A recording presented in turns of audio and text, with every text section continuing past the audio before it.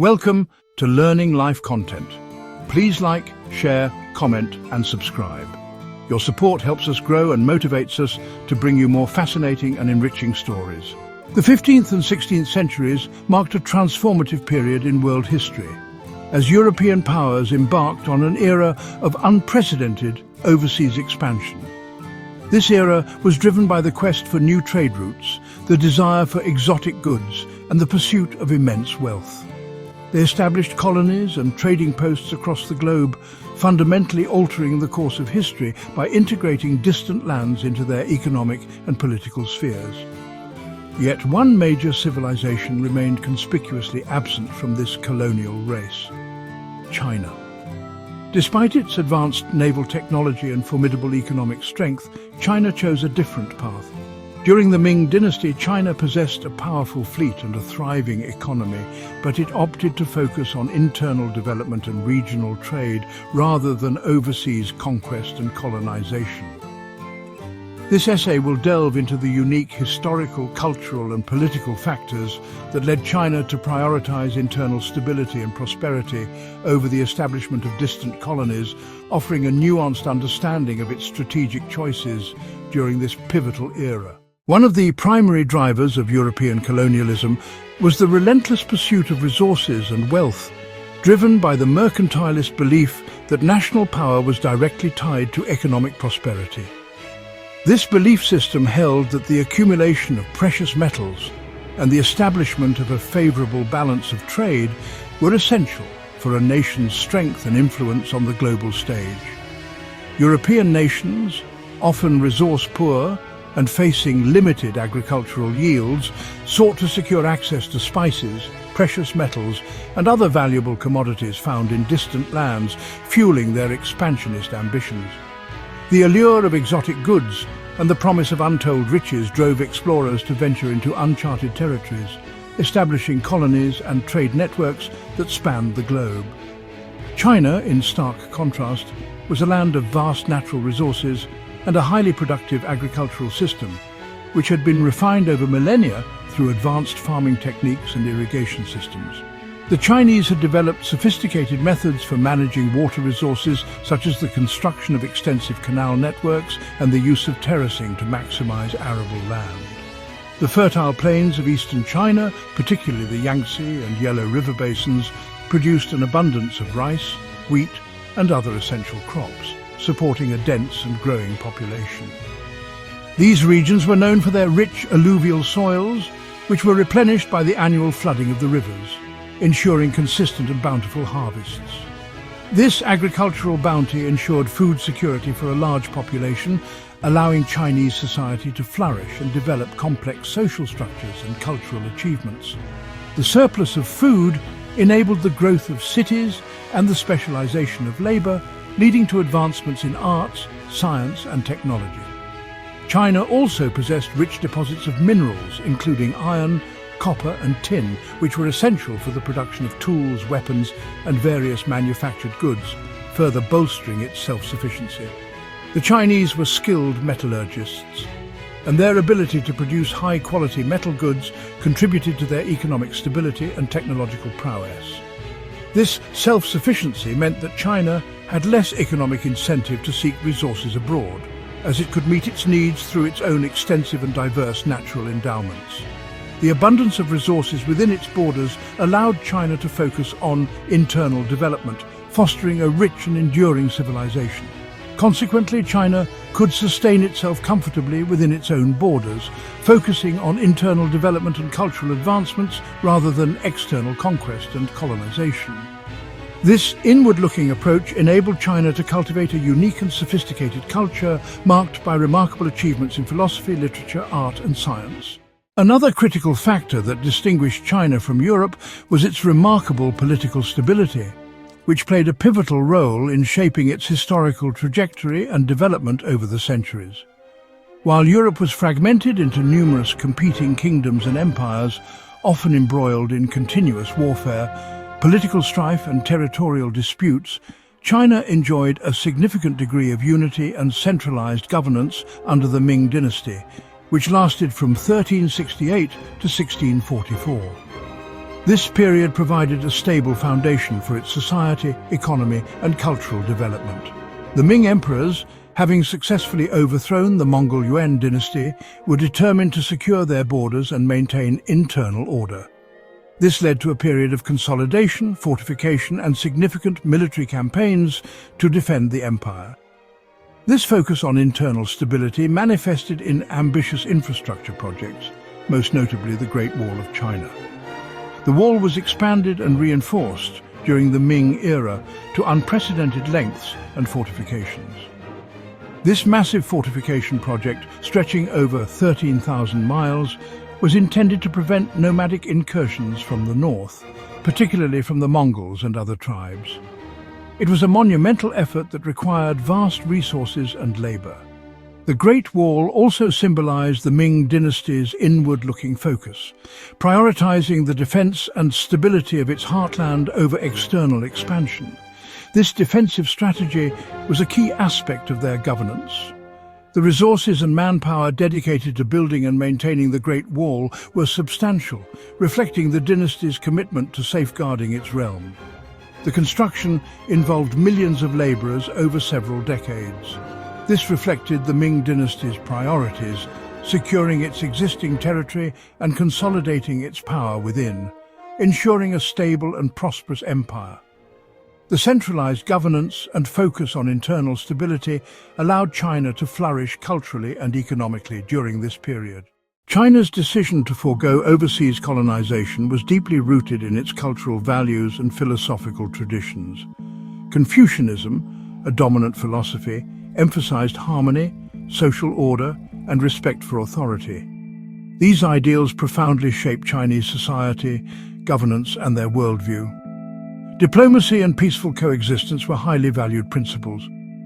Chinese envoys were often dispatched to foster good relations with neighboring states, ensuring mutual respect and cooperation. The Ming dynasty, in particular, focused on maintaining regional stability. The Great Wall was expanded significantly to protect against invasions, reflecting a preference for defense over expansion. Voyages of goodwill, Zheng He's expeditions. The contrast between China's and Europe's approaches to the outside world is perhaps best exemplified by comparing their maritime voyages of the 15th century.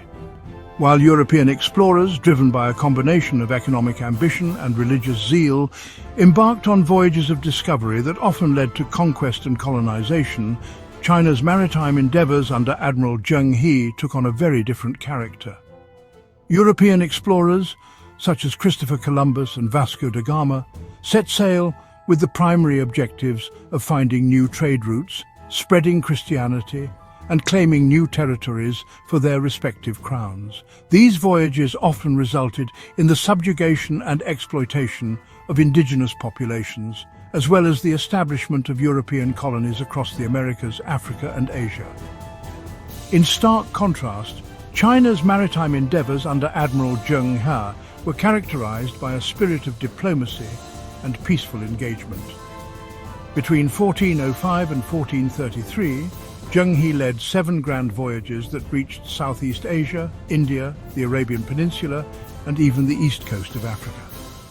These expeditions, involving hundreds of ships and tens of thousands of sailors, were unprecedented in scale and scope. The fleet, known as the Treasure Fleet, consisted of massive ships, some of which were over 400 feet long, dwarfing the vessels used by European explorers of the same era. The primary purpose of Zheng He's voyages was not conquest or colonization. Instead, these expeditions were diplomatic missions intended to establish trade relations, collect tribute, and demonstrate the power and prestige of the Ming dynasty. The Chinese court meticulously planned these missions, with detailed records kept of the goods exchanged and the diplomatic interactions that took place. The fleet carried silk, porcelain, and other valuable goods to trade, showcasing the wealth and sophistication of Chinese civilization. In return, they brought back exotic items and animals such as giraffes and zebras, which fascinated the Chinese court and were seen as symbols of the empire's far-reaching influence. These voyages reinforced China's status as a dominant maritime power and a hub of cultural and economic exchange in the early 15th century.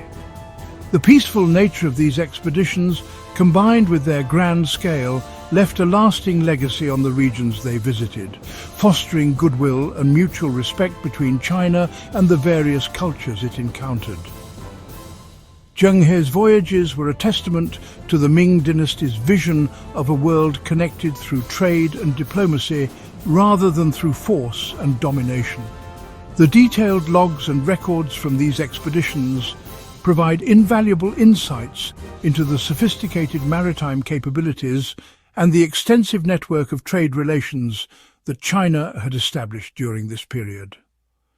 The legacy of Zheng He's expeditions continues to be celebrated in China today, symbolizing a period of openness, cultural exchange, and peaceful engagement with the wider world.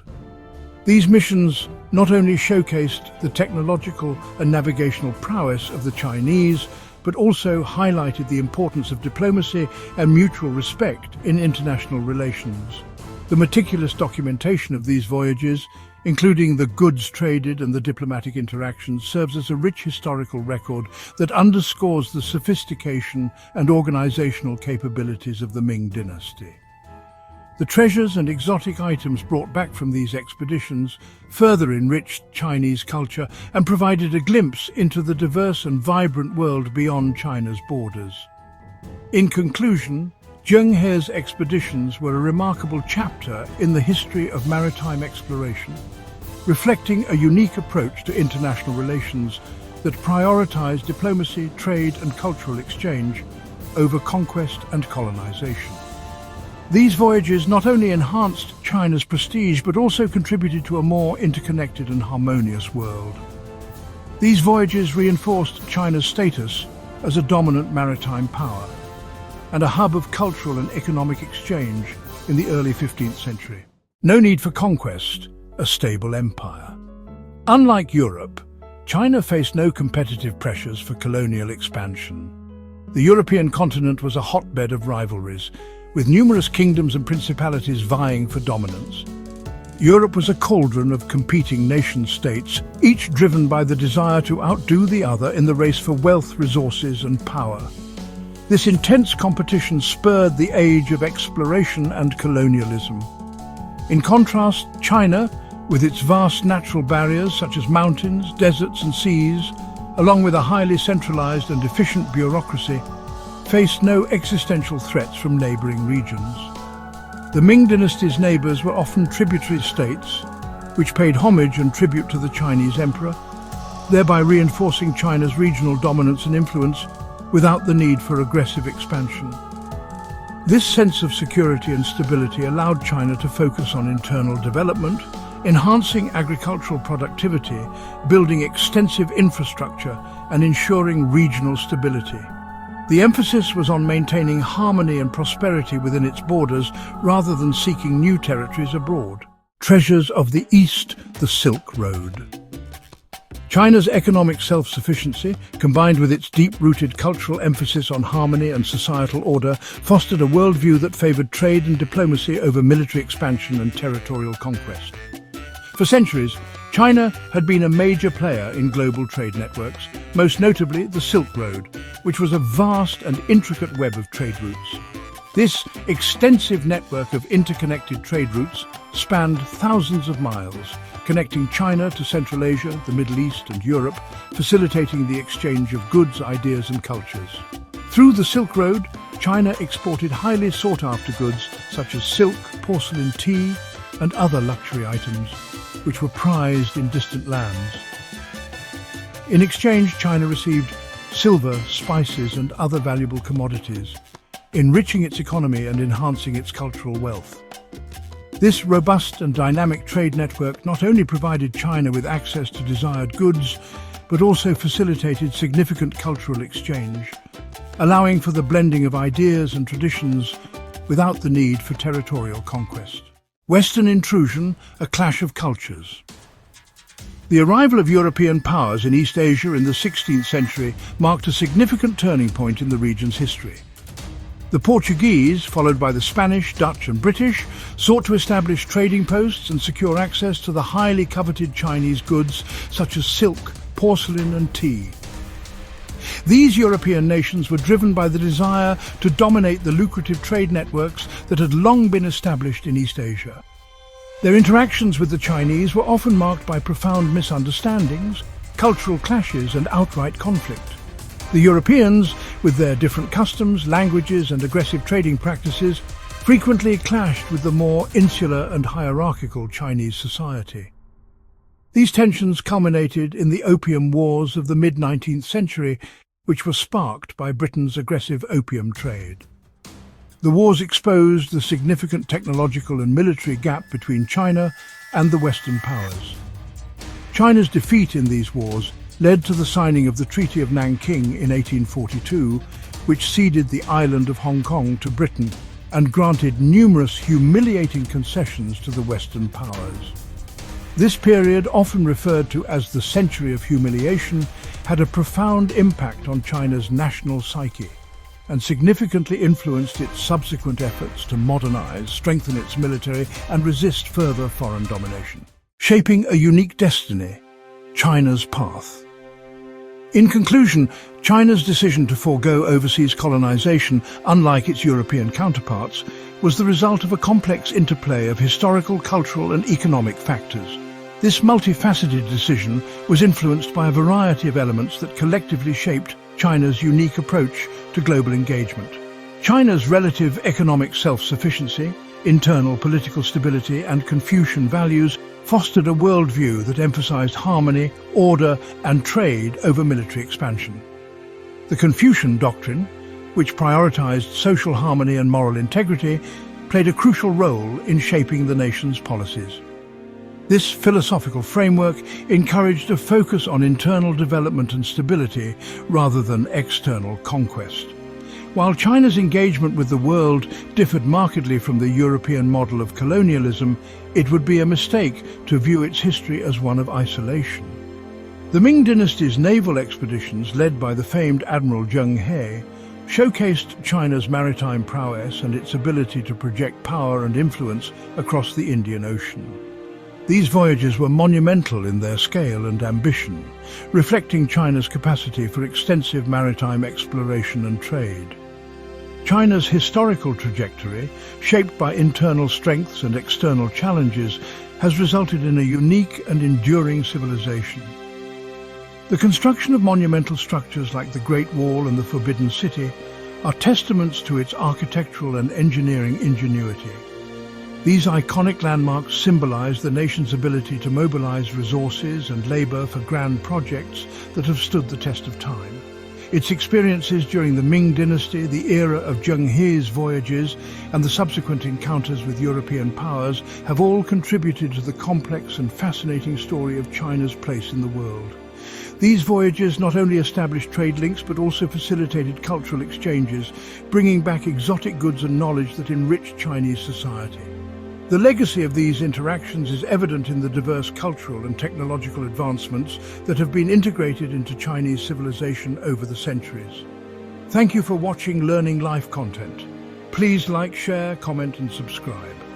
Your support helps us grow and motivates us to bring you more fascinating and enriching stories.